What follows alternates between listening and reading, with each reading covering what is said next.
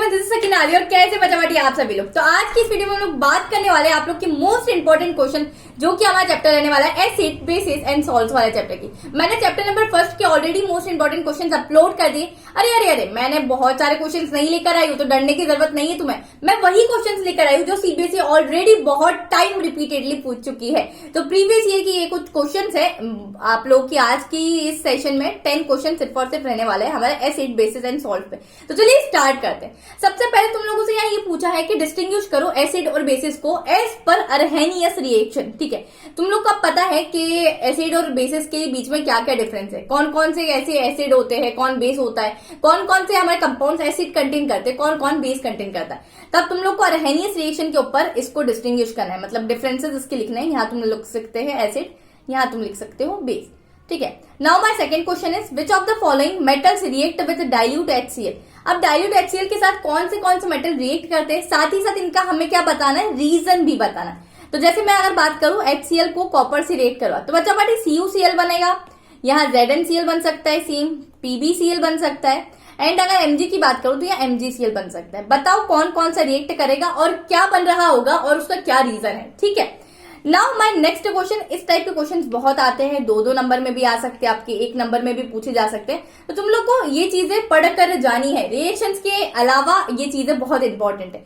Explain acidity of stomach along with its remedies. यार हमारी acidity क्यों हो जाती है, मैंने आप लोग को बहुत अच्छे तरीके से वन शॉट में समझाया था कि हम बहुत ज्यादा खाना खा लेते हैं जिसकी वजह से हमें एसिडिटी होने लग जाती है। एंड चलो अब एसिडिटी तो हो चुकी, दीदी अब क्या करें। तो तुम लोग को पता है, मैंने रेमेडीज बताई थी कि जब हमारे पास हाइपर एसिड हो जाए हमारे स्टमक में, तो उसको हम कैसे क्योर कर सकते हैं। Now my next is baking powder is more preferable as compare to baking soda in baking cakes. ठीक है, हम लोग जब केक्स बनाते हैं तो हमारे पास बेकिंग पाउडर क्यों ज्यादा अच्छा है as compare to baking soda, इसका हमें रीजन देना है। बच्चों ये क्वेश्चन हमारे 2 नंबर का भी आ सकता है और 1 नंबर का भी आ सकता है। एज पर सीबीएसई उनका जो मन रहा होगा वो ये 2 नंबर में ही आता है जनरली ये क्वेश्चन। ठीक है, now my next, toothpaste are helpful to prevent tooth decay. Explain क्यों होता है, हमारे पीएच गड़बड़ा जाता है अगर हम लोग क्या नहीं करते हैं, ब्रश नहीं करते हैं। तो ये चीजें तुम लोग को पता होनी चाहिए। अब आते हैं हमारे मेन सवाल, बहुत ज्यादा जो इंपॉर्टेंट है, बिकॉज इस टाइप के क्वेश्चन तुम लोगों से सॉल्व नहीं हो पाते हैं जनरली। देखो अब क्या पूछा है मुझसे 6th क्वेश्चन में कि एक गैस है, a gas X reacts with lime water. एक मेरे पास कोई गैस है X है, अब उसने लिखा है X। ठीक है, गैस है तो मतलब H2 हो सकता है या कोई और दूसरी गैस हो सकती है। जब मैंने इसको लाइम वाटर के साथ रिएक्ट कराया तब मेरे पास क्या हो जाएगा, फॉर्म अ कंपाउंड Y। इसको मैंने गैस को लाइम वाटर के साथ जब रिएक्ट कर दिया तो ये क्या कर देगा, हमारा कंपाउंड Y बना देगा। ठीक है, अब ये जो Y कंपाउंड है which is used as a bleaching agent in chemical industry. अब ये Y कंपाउंड जो है ये ब्लीचिंग एजेंट की तरह यूज होता है हमारी केमिकल इंडस्ट्रीज में। और अब हम लोग को पता लगाना कि इसमें X कौन है और Y कौन है, और साथ ही साथ इनकी केमिकल रिएक्शन भी लिखनी है। तो तुम लोग को समझ में आ गया होगा यार कि अगर हम लोग किसी मतलब कोई गैस है अगर उसको लाइम वाटर के साथ रिएक्ट करवाएंगे तो मेरे पास क्या बन जाएगा, वो बन जाएगा मेरे पास ब्लीचिंग एजेंट। ठीक है, तो अब तुम लोग सोच सकते हो कि कौन सी रिएक्शन हो सकती है।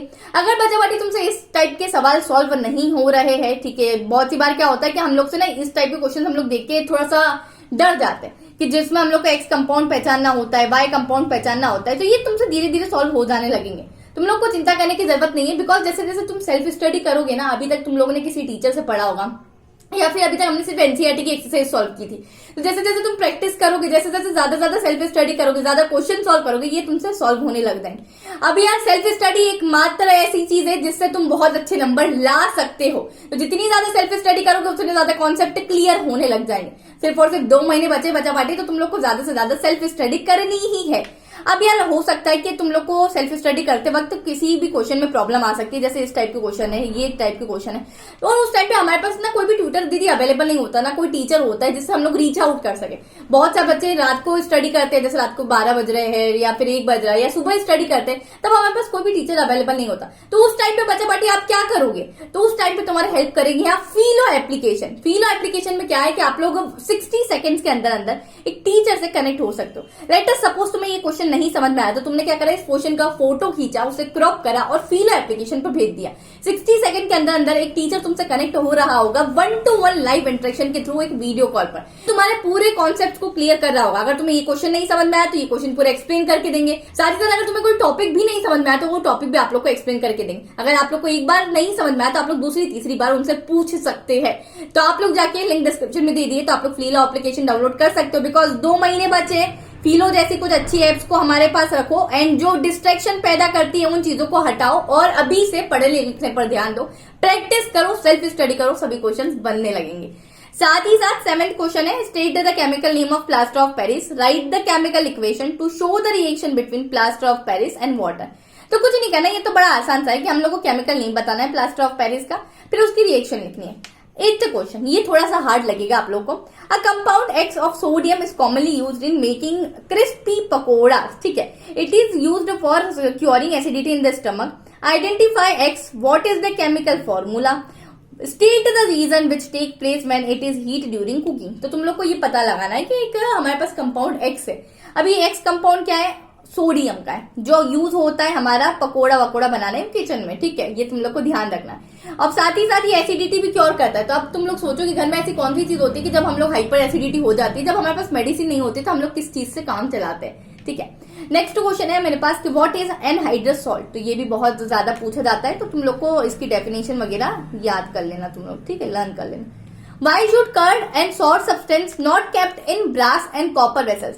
तो ये कर्ड और सॉर सब्सटेंस जो खट्टे हमारी चीजें होती हैं उनको हम कॉपर और ब्रास में क्यों नहीं केप्ट करते, तो ये चीजें तुम लोग को पता होनी चाहिए। ये कुछ थे तुम्हारे टॉप 10 क्वेश्चंस, इसी टाइप के क्वेश्चन सीबीएसई पूछती है और ये फ्रीक्वेंटली आस्क्ड क्वेश्चन है कि बहुत बार ये सीबीएसई में पूछे गए।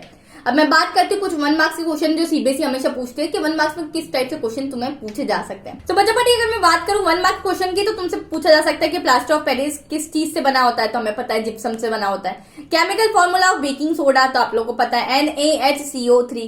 Difference of water molecules and gypsum of plaster of Paris, तो तुम लोग को पता है कि डिफरेंस क्या होता है वाटर मॉलिक्यूल्स का जिप्सम और प्लास्टर ऑफ पेरिस के बीच में, तो 3/2 का डिफरेंस होता है। Chemical formula of washing soda, तो तुम लोग को यार क्या करना है, बेकिंग सोडा हो, वॉशिंग सोडा हो, प्लास्टर ऑफ पेरिस हो, इन सभी के केमिकल नेम्स हम लोग को नाम याद रखने हैं। Na2CO3.10H2, तो इसको क्या बोलते हैं हम लोग, डेकाहाइड्रेट बोलते हैं, क्योंकि 10 है इसीलिए डेका लगाया जाता है इसमें।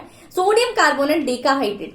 5वां क्वेश्चन है, what is the common name of sodium compound CaOCl2। ये ब्लीचिंग पाउडर होता है बेटो, जो इससे पहले क्वेश्चन गया ना उसमें यही कंपाउंड बनेगा, तो आप थोड़ा सा ध्यान से सॉल्व करिएगा तो इसका आंसर यहाँ आ चुका है। Which medicine is used for treating indigestion, मतलब वही एसिडिटी को यूज, कौन सी हम लोग को एसिडिटी अगर हो जाए तो कौन सी मेडिसिन यूज करें, तो दैट इज एंटासिड। तो ये कुछ 1 मार्क्स के क्वेश्चन थे। आई होप ये वीडियो तुम लोग को अच्छी लगी हो।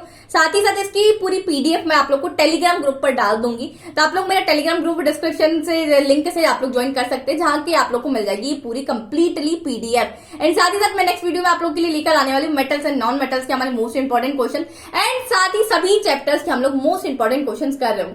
And one more important thing कि मेरी लाइव क्लासेस स्टार्ट हो चुकी है, जिसमें मैंने साइंस कराना चालू कर दिया एंड बहुत सारे हम लोग most important questions live classes में डिस्कस करें। तो उन सभी लाइव क्लासेस के लिंक मैंने डिस्क्रिप्शन में दे दिए और साथ ही साथ टेलीग्राम ग्रुप पर भी डाल दिए, तो आप लोग जाके ज्वाइन कर सकते हैं। Till then keep learning and this is your educator Sakina Ali signing of.